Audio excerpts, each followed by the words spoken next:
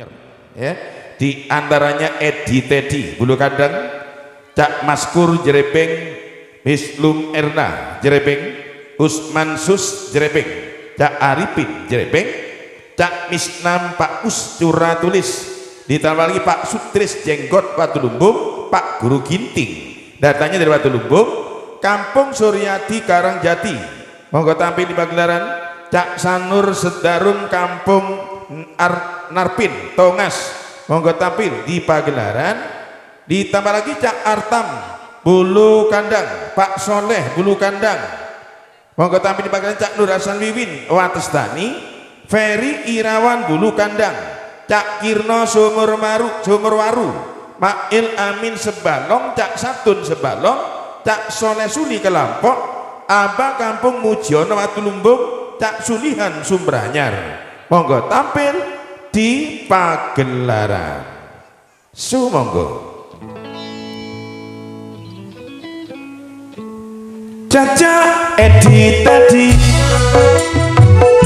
Caca Maskur, Cak Mislum Erna, Cak Usman Sus, Cak Arifin, Misnam Pak Us, Pak Sutris, Amba Kampung Mujiono, Pak Guru Ginting, Kampung Suryadi, Cak Sandur, Cak Nur Hasan Wiwin, Pak Soleh, Cak Artam.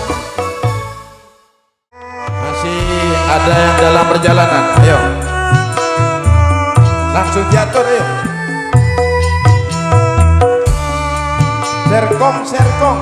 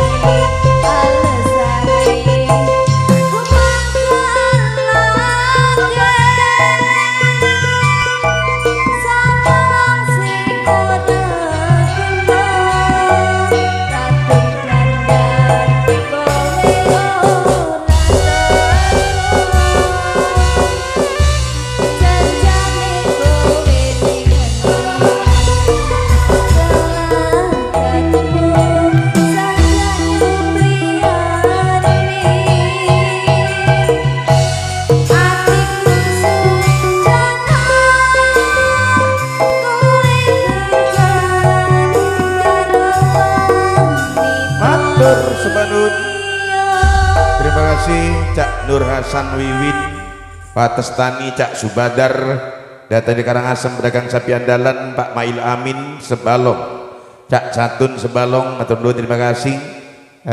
Cak Solesu di kelompok Pak Sutris datangnya dari Batu Lumbung Kampung Suryadi Karangjati matur nuwun terima kasih beserta kawan-kawan.